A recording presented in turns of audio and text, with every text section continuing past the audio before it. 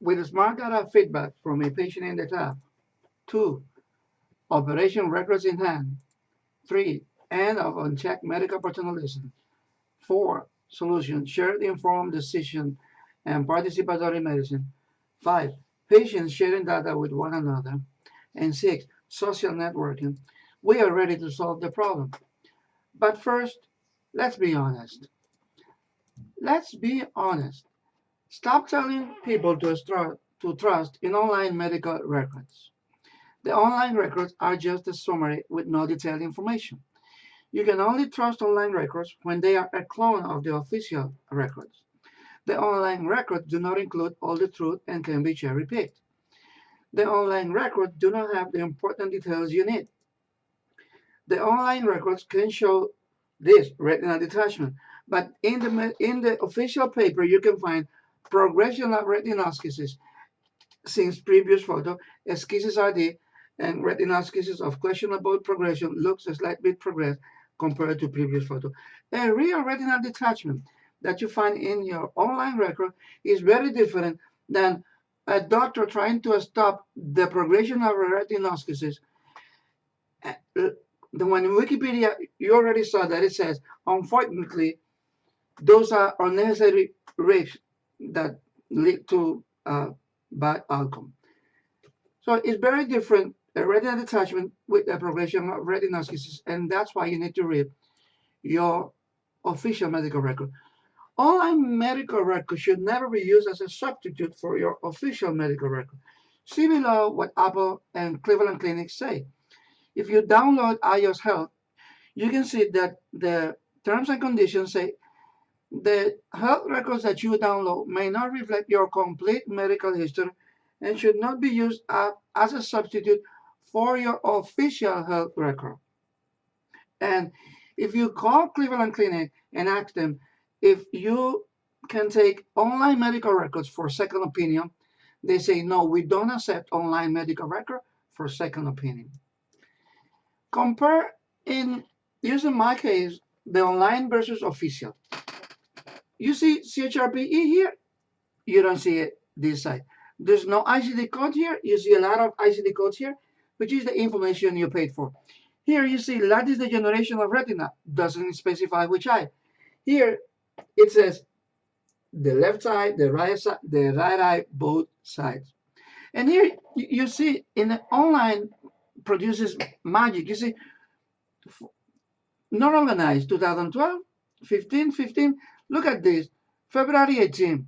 There's no break and no retinal detachment. And here and then 5 days later, a retinal detachment with retinal break. If you read the medical record, you easily understand that you agreed to a retinal detachment surgery, but you were not told that all you had was a retinoschisis of questionable progression, and that a doctor never told you that he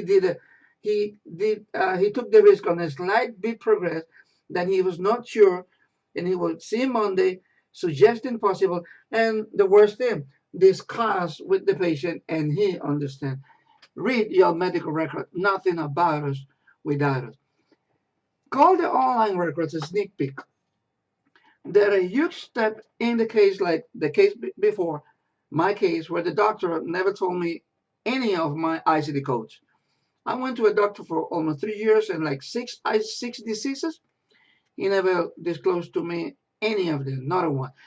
And then for that case, the online records are a huge step. But anyway, call it the sneak peek. And do not let your health rely on a sneak peek. Read your official medical records if you want to live, or have an advocate read your official medical records if you want to live.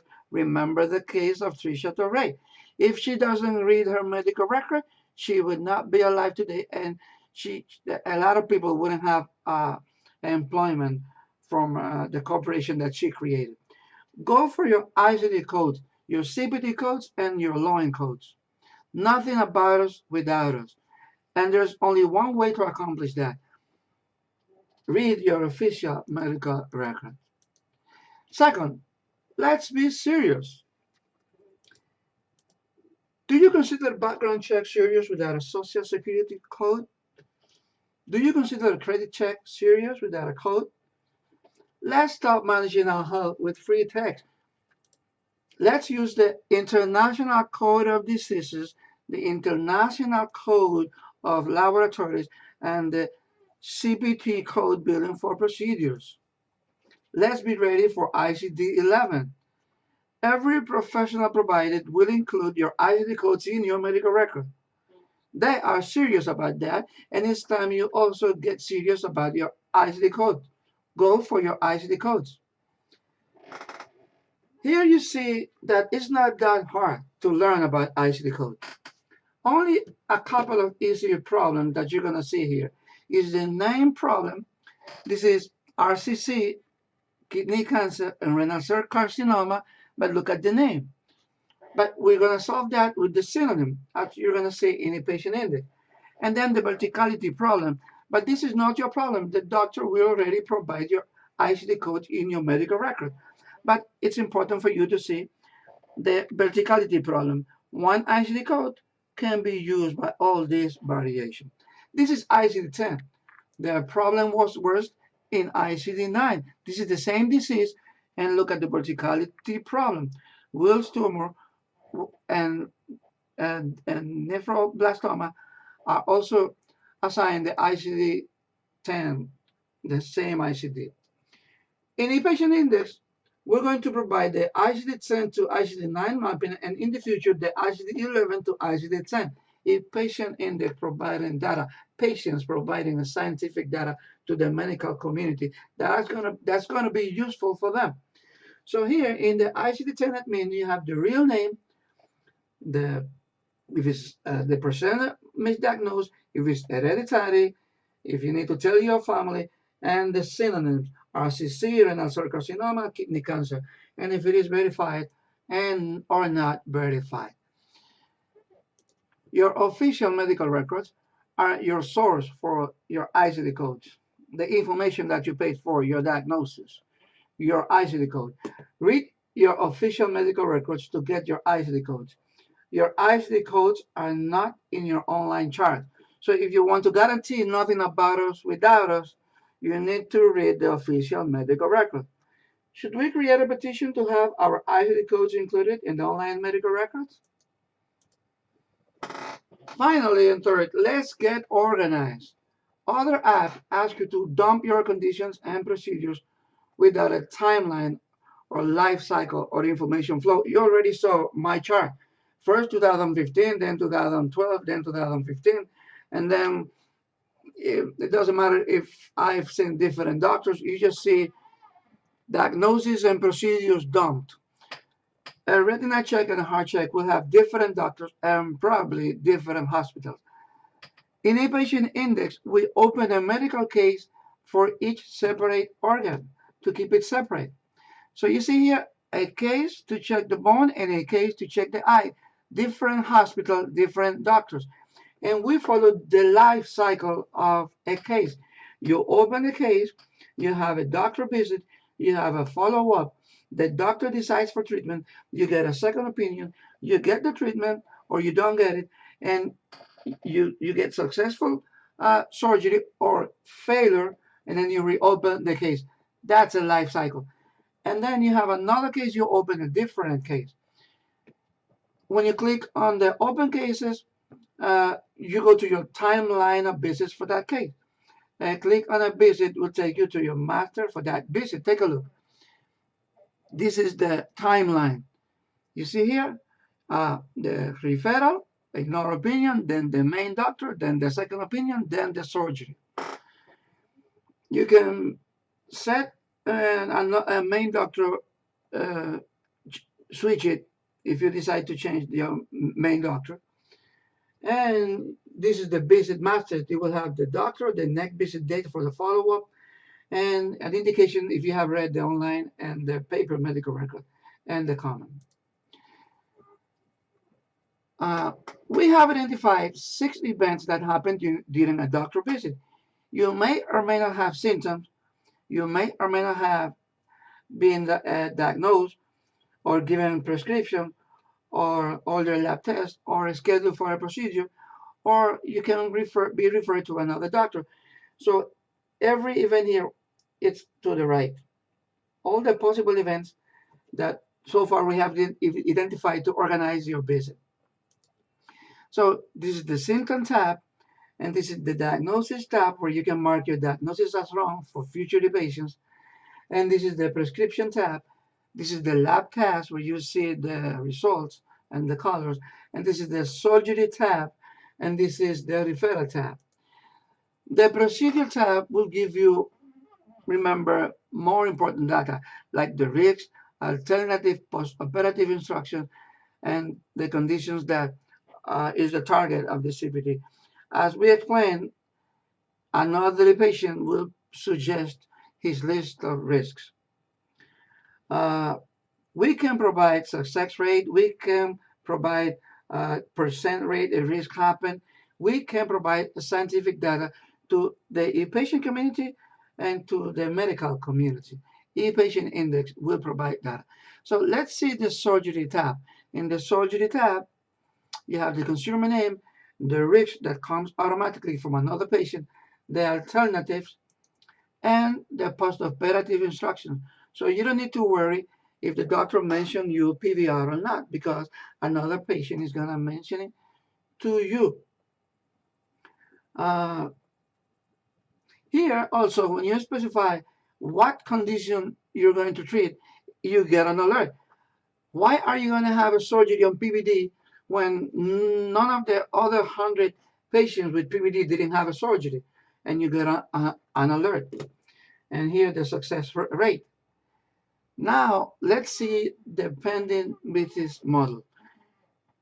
During a visit, you can have uh, three types of neck visit. It's when you are scheduled for a follow-up, or when you are scheduled for a referral, or when you are scheduled for a procedure. All of those events will generate an entry here in the pending visit. You have the three types here. This is a follow-up, this is a referral, and this is a procedure date. And you see the different colors. Follow-up, referral, and procedure. And then let's talk about the labs model depending. When you are scheduled for a lab, it's going to appear in the list of lab. And once you mark the results, it goes back to the visit list. We have included in EpatientIndex the advocate model. In the advocate model, if you remember the login, you can enter an ID in EpatientIndex either as an e-patient or as an advocate. Remember, e-patients are not going to provide uh, protected private information like names and telephone, but an advocate can enter all the details he needs to enter.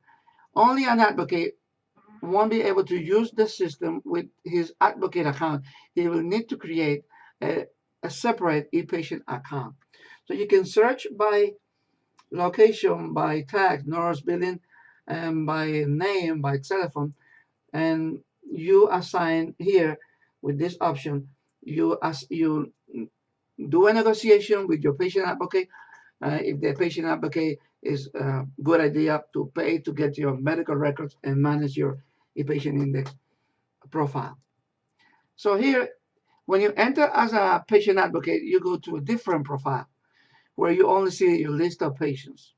And here you click on a patient and you take over his profile. So when you're an advocate of some patient, you have the right to manage his profile.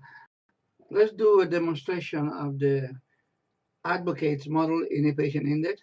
When an e-patient decides that he wants the service of an advocate to help him manage his medical records, his billing codes, or to help him navigate the health system, he hires and interviews his advocate doing a search in e-patient index for that advocate. He can find his advocate by location, by name, by phone, by website. In this case, let's find it by location, Miami. And then you get the list of your advocates, you interview him, and then you set as my advocate, and then your advocate has been set. And you see here, it says if it's BCPA certified, the website and everything for you to locate your advocate near you. Then when that advocate enters his profile, you will see that it will be redirected to a different dashboard. You see only the chat that buys the advocates and the my list and the my patients list. There's a different interface than when you are an e-patient. That's why you need an advocate needs to create a separate account. If you click on the list of his patients and then he clicks on one of his patients, he remotes to the patient's profile. That's why you see between parentheses there. He's remoting to Ricardo. So he took over Ricardo's control of the patient index, and he's authorized to enter medical records there. When he's done, he exits the profile and comes back to pick up another of his clients, of his e-patients. That is the patient's advocate model. This completes our introduction to e-patient index. Welcome to the e-patient revolution. Nothing about us without us. Do you know your e-patient index score? Thank you.